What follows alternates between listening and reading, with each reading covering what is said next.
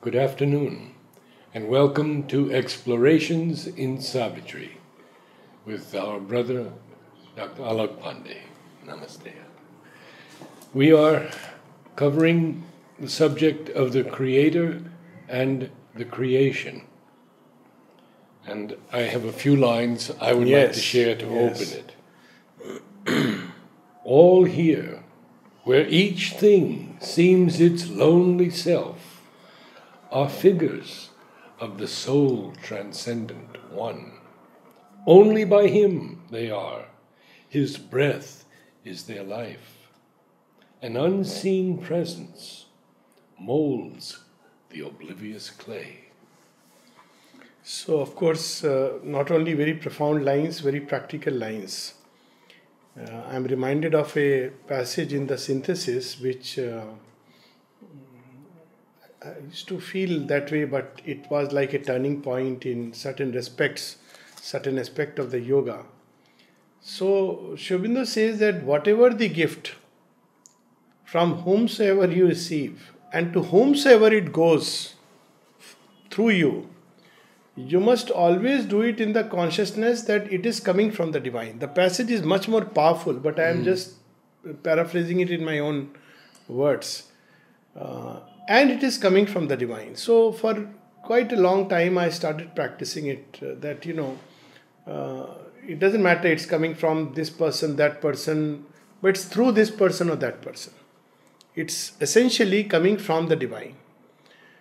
So it was very beautiful. It cut off many of those aspects that we associate, that it has come from this person, I have to return, that kind of a thing. At the same time, it took away that sting of expectations, because even when you are giving, you are not giving to the person, you are giving to the divine.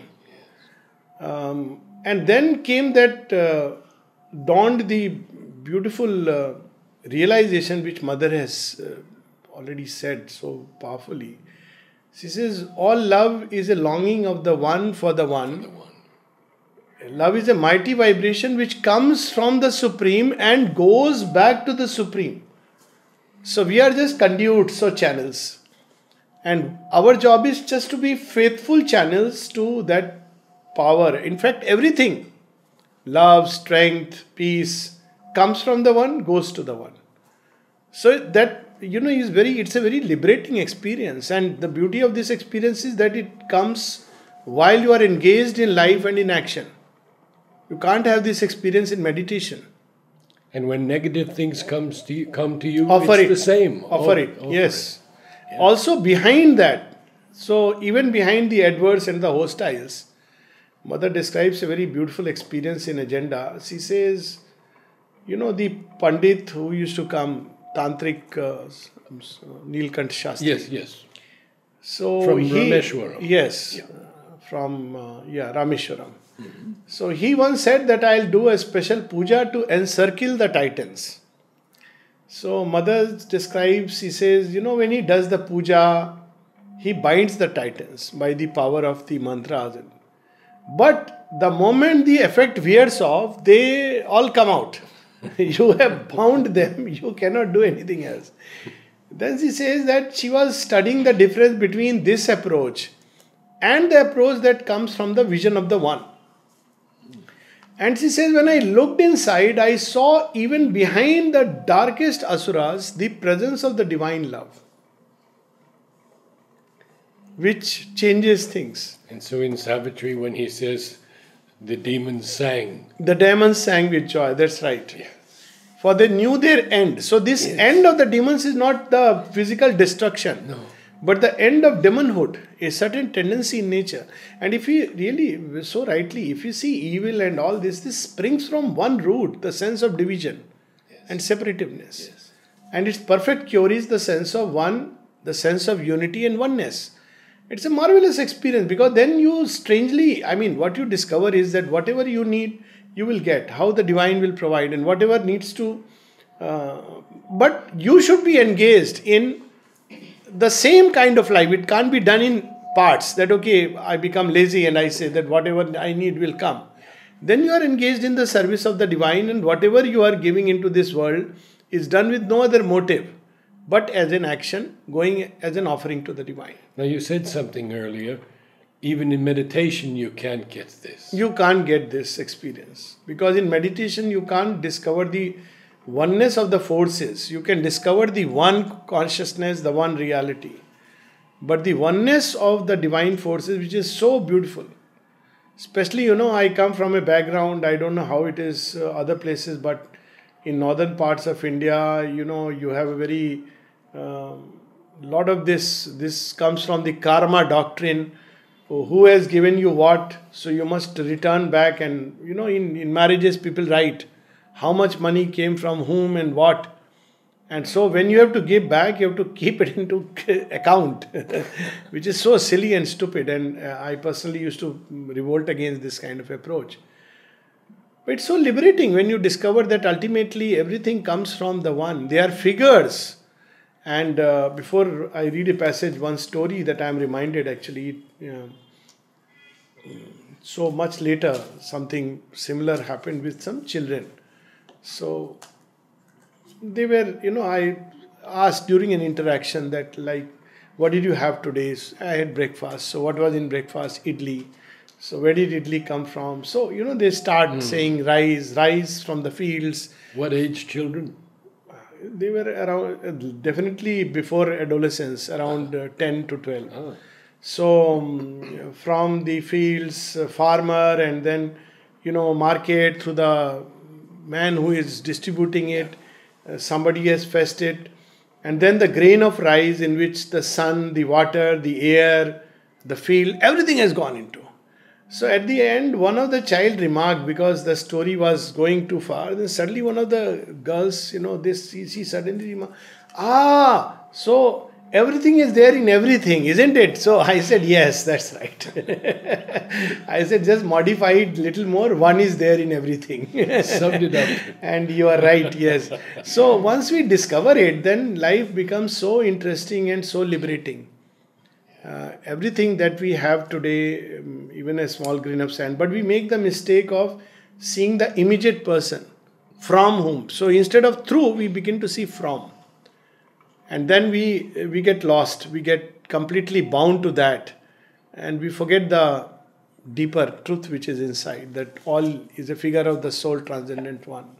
And when death challenges Savitri, in telling, that famous 5-word sentence, know also, he says. Know also. Knowing Yes. thou shalt cease to live and cease to love. Yes.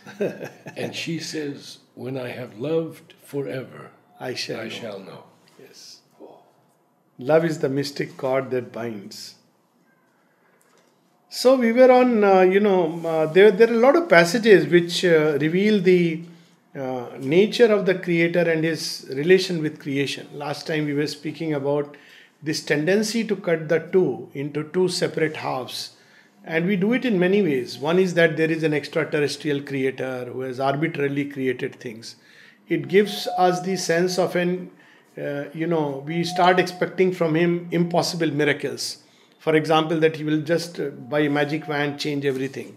But when we understand the creator has extended himself into creation, then things begin to change. Then everything becomes a process, not just an arbitrary miracle. So then the concept of somebody who is up there, who is judging us, and we are either condemned to hell or rewarded in heaven, all these things begin to fade away, because heaven becomes a veil if we don't discover the one, and hell becomes a paradise if we discover the one. So this also used to, Excellent. I can share this as an aspiration. When you are young, people try to draw you to this path and that path, and the famous refrain is that, my Babaji will give you mukti. So I said, what happens after mukti? Just for the sake of, no, you're freed from this. So then the next question was where do you think the divine is? So he's above, he's everywhere. I said, even here? Yes. So why should I not enjoy his company even here? He is working here, poor fellow, with all this suffering and pain and all this. And I should run away from, when he is working in the dungeon, in the mud and filth of human nature, then what kind of a love is mine that I want to just escape from this? So this aspiration used to come to me that no, if he is here, I want to be here. If 100,000 years he wants to work here, otherwise, what is there? We are already deep inside free. We were free. So it gives a totally new perspective to the entire, dynamics of our life. And what I have seen is that even where people profess, like in Indian thought, it's there that the divine is everywhere. Still, it's so strange that they speak about nirvana, which I find totally inconsistent. Either you say that the divine is not here, only there. Then speaking of mukti makes sense. Or you say there is no divine, just be liberated, like Buddha said. It's at least he is logically consistent and there is a practical truth inside it.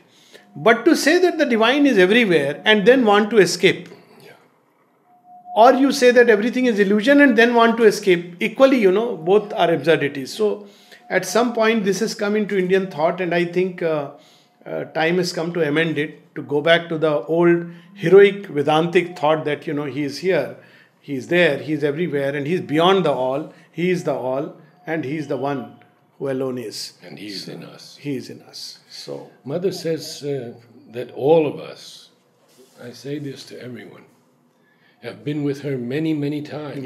Yes. In order to even to be here at this moment. Yes. We have had to have many, many births with her. You have shared the struggle, my children. You shall share the victory. Yes. So we come to this, we were on page 657. So I thought before we go to some other passage, let me just continue with this. Another thing which makes it difficult for us to understand the divine is that we divide life into bright and dark. Now this distinction is, we understand, necessary at one stage of evolution. But at another stage of evolution, this distinction has to go with the vision of the one, otherwise we will remain tied, swinging between these two poles. And the Gita clearly says, and other scriptures also, that if you want to go to the one, you have to renounce even the highest heavens. So here comes this line, this passage. His being is a mystery beyond mind. His ways bewilder mortal ignorance. The finite in its little sections parked, amazed, credits not God's audacity, who dares to be the unimagined all, and see and act as might one infinite. So we create conceptions of a good God. So God is good. So what about things which are not good? They are devil. Poor fellow. Somebody has to take the blame. But he dares to be the unimagined all. Yes. So we create this division between these two poles. And he uses the word audacity. Audacity. Now look at it. Against, there's a lot of humor in Savitri. There can be a whole book on humor in Savitri. Now look at it. Against human reason, this is his offense, being known to be forever unknowable. To be all and yet transcend the mystic whole. Absolute to lodge in a relative world of time. Eternal and all-knowing to suffer birth, omnipotent to sport with chance and fate, spirit yet to be matter and the void, illimitable beyond form or name, to dwell within a body, one and supreme, to be animal and human and divine. So how beautifully Aurobindo says that we have to come out of this mentality of either or. He is all this that is, and he is beyond all that is. And the human mind cannot understand because it compartmentalizes everything. So either he is transcendent or he is here, caught up in the web of nature. The beauty is he is both at the same time. And that's why the Gita speaks of the three statuses of the divine which are simultaneous. One in the mutable becoming, the Shara, where things which are ever changing. Now this again very practical. So if you understand that in this ever changing world, there is yet the divine presence inside, then it becomes very beautiful and full of hope, because then change becomes meaningful. And honestly, ever changing world is the great hope of humanity. People are afraid of change, but imagine if the world was never changing. We will all be stuck wherever we are. Stuck with our relatives, stuck with whoever is in our lives. But because it's an ever changing world, there is hope. So there is the divine who has entered into the mutable becoming, and that's why even in nature, which is full of change, there is a sense of joy because he is there in the mutable becoming. Then the second is Akshara. He is the stable spirit behind all things. He doesn't enter into the play. He doesn't enter into time and space. Extends himself as time and space. But not only this, the divine is beyond both the mutable and the immutable. He is the Purushottama, the one being who transcends all. So this simultaneity of the threefold status of the divine, mind finds it very difficult. Because it says either he is that or this. But the divine entering into the human play, suffering birth, and it's not just about the avatar, even within us. The psychic being in everyone is essentially in its origin divine. It enters into the play, gets entangled, identified. And why? Because, so that everything can eventually be transformed into the divine image. That is the purpose, which is not being revealed here. But for the mind, this is because philosophers want a logically consistent thing. Then comes something still deeper. A still deep sea, he laughs in rolling waves. So we have the image of the universal and the individual. The universal consciousness is like the still deep sea. And the individual is rolling waves. And it's such a beautiful image. I think perhaps that is one readily available meditation for all of us. We are by the side of the sea. So it is teaching us every day this beauty and wonder. And then something even better. Universal, he is all. Transcendent, none. So I understand it in this way. There are many images which may come. That there is the sea, there are the waves. And there is the being of the sea. Now, being of the sea is not captured by any of this. So always something will remain. And yet, because of the being of the sea, there is the sea and the waves. So in that way, I understand the relation of the transcendent, the Purushottama, with the universal and the individual. So it is the being of the sea which is beyond grasp, beyond, it's an intangible tangibility in the sense that it's real. But we can't see it by looking at the sea. We can't see at the wave. We can indirectly decipher. Probably indirectly we can draw an inference. But from that being's perspective, when we say, the being will say it is me who has become the universe, the ocean, and it's me who has become the waves. So the duality of mind cannot grasp. Cannot grasp. That's it. So that's the whole catch of. And he goes still further, and here comes the master stroke.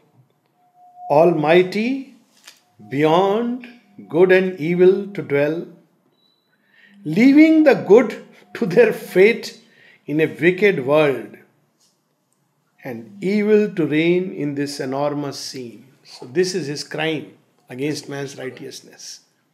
How is it that, look, Aurobindo is a spiritual realist.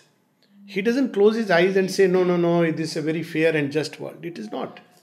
So if God is really fair and just ruler, the way we conceive of him, who is busy doing justice, then it should not happen. So in Indian thought, you try to explain it away by saying that, you have done some sin, karma. Yeah. So Sri Aurobindo says there is something still deeper which we don't understand. So he says, yes, it is true that in this world, many times we see good are left at the fate of the wicked, who are the evildoers, and spiritual history of mankind is full of such instances. The famous instances of, I think few days back there was the Sikh Guru's life. Some of them, just imagine that the one of the Gurus, I think it was Guru Gobind Singh, or was it Tegh Bahadur, who had such tremendous faith in the Lord, and the two children were buried alive by the Mughal ruler, and he continued to have the faith. They were first made to sit on hot oven and then buried alive. He didn't let his faith go. Another guru who was beheaded. Yes, Sikh gurus, imagine, because they very heroic. That's why Sri Aurobindo praises Sikhism at one place is first effort to form a spiritualized society. But of course it failed because later on it, like every other religion, got lost into the forms. And of course the supramental truth is not there. But look at what a tremendous sense it must be and what a tremendous suffering. And the interesting part is the son tells his father, son who becomes the guru later on. When the father says that India can be free, provided some noble person, noble man, comes forward and sacrifices himself. This is also a mystery of human sacrifice. It's something like Christ sacrificed humanized Europe. Yes. So, the son, 9-year-old boy says, Father, who can be more noble than you? I have tears in my eyes when I think of that. Imagine a 9-year-old child saying, Father, who can be more noble than you? These are the ideals which need to come into the race. And the father says, yes. And he then challenges Aurangzeb that, look, you can convert, if you convert me, I promise you that my 10,000 followers and everybody will accept and embrace Islam. And if you fail to convert me, then we stand ground. And he tried everything from lure, punishment, at the end beheading. But he died taking the name of the Lord, that thou art compassionate and great. Another unparalleled instances of Christ. Yes. So we see that these are facts of our outer life, and yet there is something which is happening through this process. These are beings who have come and entered into the Holocaust so that evil can change itself into something beautiful, because even there in its core the divine dwells. So here, but Sri Aurobindo brings out the paradox that this is his crime to man's righteousness, this is his cosmic crime. Almighty beyond good and evil to dwell, leaving the good to their fate in a wicked world and evil to reign in this enormous scene. Because thus alone the soul could grow in strength and bring out its innate power. There's a line in Savitri describing the psychic being. It says, it drinks experience like a strengthening wine. Yes, yes. So even the bitter things of life are to help the soul grow. They are like a tonic, or maybe like the bitter medicines we give. And the better experiences are also to bring out another dimension and aspect of the soul. So if we focus on this one thing, the soul's journey toward the one, then all the other things, and start seeing the divine behind all these things, then life becomes beautiful and everything becomes wonderful. But the moment we lose sight of that and see the many and separateness and distinguishedness at its peak, me and me alone and I alone, then life is miserable. So here we have this wonderful. All opposition seems and strife and chance. Mark the word seems, sometimes one word. It seems, it's not true. An aimless labor with but scanty sense, to eyes that see a part and miss the whole. Because we do not know what's going to come. Just before I came, somebody told me something very interesting. Of course, he was not sharing it in that sense.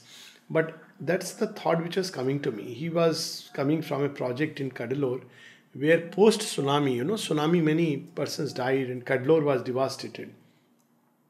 He said, help Age India, and they have built, residences for people. He was saying very well built residences. And of course, very interestingly, he said something it just slipped out. He said, NDTV, and then he corrected the NDTV viewers, because money is theirs. They are the ones who contributed, and they built lovely houses. And then the person who has designed it has made a model where there will be, let's say, 4 houses, in which 2 would be families who are very well, 1 will be disabled, and the 4th one who needs care.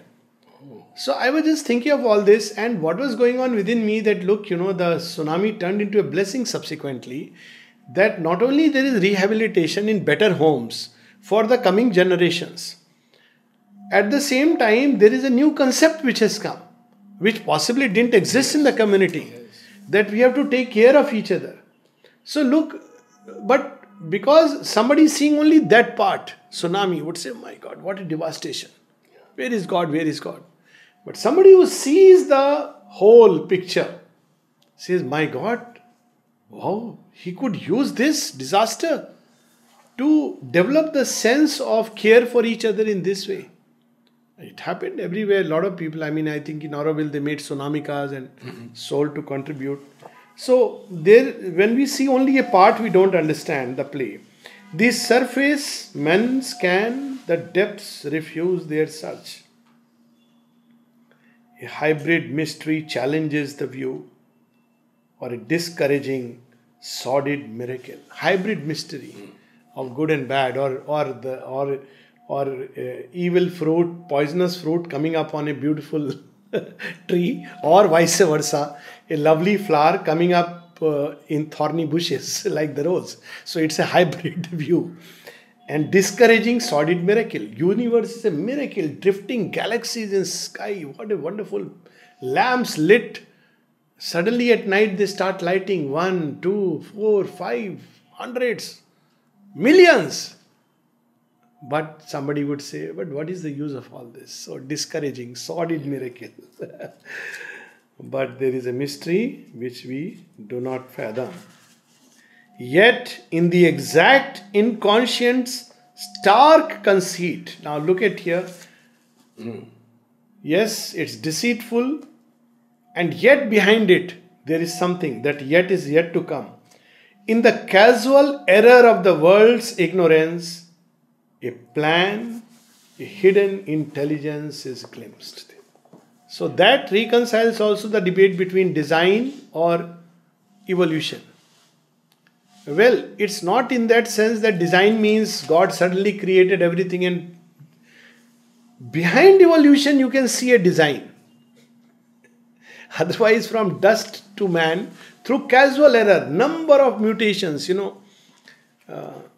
sometime back, long back, the scientists had said it's very easy to have life on Earth, on any planet, you just need this combination. Then they kept on working, many other things, because this experiment never worked out. So they started thinking of, what are the other things, other factors, other forces. Finally, they came up with a mind-boggling 1 multiplied by God knows how many zeros. The chance of having, the odds of having a life on anywhere in creation, the chances are so rare that you would call it an impossibility. So many things have to come together, and yet this is precisely how it happens, through all the random steps and mutations and errors. It's so strange. So here he is saying, he uses the word exact. Exact. Yes. At the right moment, yes, things happen, and you feel at that point of time, oh, it is so horrible, so terrible. But we don't know that this is the beginning of something else. We are transiting to another wonderland. And so it's amazing, There is a purpose in each stumble and fall. This is ultimate Vedanta. Otherwise, that fellow fell, his karma. He rose, his tapasya. And look, wonderful line where Aurobindo combines the most casual word and puts it in Savitri, Lolling. lifting its meaning to what level? One such word is where he uses the word loiters. Now, you don't, loiter is not a very poetic word that way. But Sri Aurobindo uses in nature's instruments, loiter, secret God. You can't imagine there could be a more perfect word. Loiter. It's always used in a negative sense. Yes. When I was growing up, then Dad would say, don't loiter around like this. As if... No loitering. No loitering. God is loitering. God is loitering in, in nature's instruments, waiting for his turn. Suddenly he will show up. Now here is this line. Nature's most careless lolling is a pose. Now what is lolling? Lolling is, what sometime back you said, what happened. You're sitting casually, lazily, and suddenly, you are probably after a big meal, you are just taking like a siesta. Lolling is a very strange word, And this lolling is a pose. You don't know what's going to happen next moment, a sudden surprise. So, he has a genius for lolling. Yeah. One of his letters he says, I have a genius for lolling. For lolling. Sri Aurobindo says that, I have a genius for lolling. And there's people like, sometimes something, you just casually, slip off into sleep. Now, here he is saying nature's most careless lolling is a pause. It's a pose. And behind this pose and lolling, stumble and fall, there is an intelligence which is at work. And it looks like error, it looks like conceit, it looks like deceived. But no, it looks like there is a truth which is working behind. Preparing some forward step, some deep result. Next moment, this stone which was lying idly, God knows, lolling for centuries, some passerby comes, picks it up and sees and says, this stone, I can see a lovely image here, and carries home and carves a wonderful image out of it. This is the story of Jagannath, The temple is built from a special wood. The man saw in dream. I think some of you may know the story. The man got a dream that the wood is a special kind of wood which you will get. Now how the wood will come, he doesn't know. And he goes to the sea and the wood comes washed by the waves on the shore. Now I found this story very interesting. Why particularly like this? Now here there is a deep symbol in it. That the wood which was drifting, God knows in the sea for how long, aimlessly, was actually to be used for preparing an idol which will be revered and worshipped for centuries. So that's how nature's most careless lolling is a pose. I'd like to take up this line for a moment. Ingenious notes plugged into a motive score. Yes, you see, this is pure music. Yeah. Ingenious notes. Okay, the score... This goes with the Om choir. So can you read out and exactly, yes. These million discords dot the harmonious theme of the evolution's huge orchestral dance. Wow. This reminds me of the way, when you conduct the Om choir, you use this word that there are no discordant notes. Yes. And people spontaneously plug in. Yes. Isn't it something like that? So the motive score, it's already written. Yes. But now the central point is there. Plugging in these notes yes. changes everything. So we think it is discordant. Yes. Even somebody asked Sri Aurobindo about discordant notes and offensive smells. Even there he said, the divine is there behind all. I mean, it's amazing. We just can't imagine or understand. In Tantra, of course, they are taught this truth in a very strange way. We don't have to go through that. But Tantrics, because they have to discover the one. Otherwise, you cannot practice. In Tantra, behind all energies, you have to discover the one divine energy. So in Vedanta, because it's inward process, you don't have to, deal with nature as it is. You cut through nature. But in Tantra, you go through nature.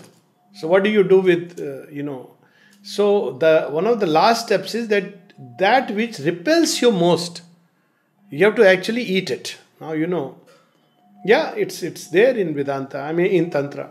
So one of them is like human flesh. They are in Ujjain when I had gone. There are tantric yogis who at evening they will come out and half dead, half burnt bodies. They will drag and they will eat it. Yeah, I know it shrinks and we'll horrified to think about it, but this is their way to get over the sense of repulsion. If you see the Ishopanishad, it describes that tato na vijugupsate, he who sees the one in all becomings. Now they try to do it literally and practically. Like they try with those 5 taboo things also to see the God in all those things. So when Ramakrishna was asked to do this, when he was doing Tantra Sadhana, he found it very difficult. He said, I'm eating human flesh. Even though he is a Bhakta of Kali. So this Guru told, okay, you can eat a little bit of feces, which is also part of the human body, some excreta. So he tasted it. It's to get over that sense of course, this is very weird.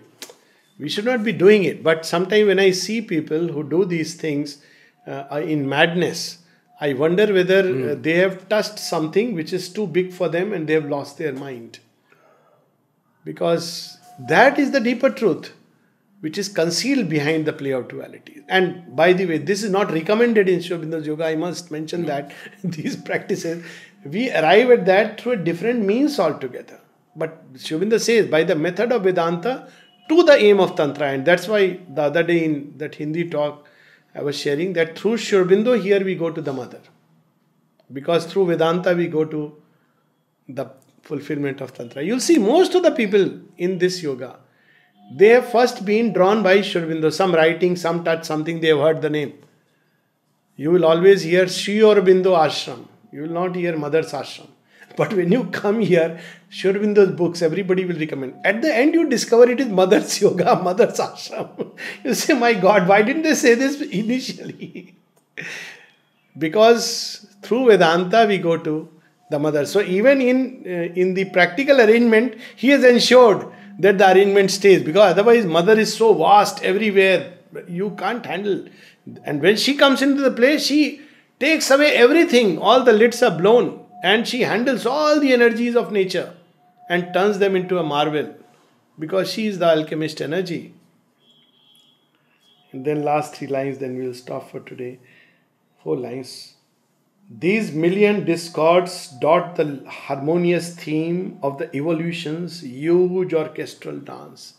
We don't see that because we have a limited vision. And one simple example of this in nature is, the rolling of the sea waves, or simply if you go into the jungle, you see all these birds which are chirping. Now, they don't know music. Nobody has taught them this raga or that raga. But if you stay for some time, you start feeling a sense of harmonious notes, or just the sound of the sea. Why does it sound music? Simply because of even in the tornado, actually, there is like a drum beat, a very powerful war music which is drowning you, frightening you, but there is a music. So in nature, when we look at the large scale, then you see music. But if you just see the roar of a lion, then it's fear. But even in that, there is a music even in isolated roar. But when you see all the sounds coming together, even the sounds in space, and then these beautiful lines always to be remembered, a truth supreme has forced the world to be. The world is not a chance, not an accident, not some inexplicable maya, a truth supreme. A truth supreme has forced the world to be. It has wrapped itself in matter as in a shroud of death, a shroud of ignorance. And here comes the last bit of practical guidance that Savitri gives us. When we see appearances of life, disease and death and misery, we should have the courage and the faith to say, this is but an appearance. This is not the real. The real is the one who is hiding behind this shroud. And we should have the power to say, take away your mask, O beloved. I would want you to wear a more beautiful mask befitting you. Why are you coming to me in the mask of a terrible mask? It doesn't behove you. Because we can play with him, no? He will like it. He will surely like it. Aurobindo says that initially something to do with sin and this thing, he would feel ashamed every time he would fall. Then he saw that it is Krishna, the trickster behind it. And then next time it would happen, he would say that, I would pardon him, that you are playing with me. Now you see, the whole thing changes. The perspective changes. And then sin and evil leave our lists and our soul is free. So we'll stop here today. There was a disciple in the ashram who had done something and mother was not pleased with it. And mother started to walk upstairs. And he said, "Mother, you cannot deny me your grace and your love." And mother came down. With Aurobindo, it was always that whenever somebody did something, stealing and all this, many things, Aurobindo would, Nirodha writes that very beautifully, that we would go to Aurobindo and he would look at us and then he'll say, "Give him a last chance." Then Nirodha says, and we knew that his last would be indefinite. If the Lord gives up on us, then where is the hope?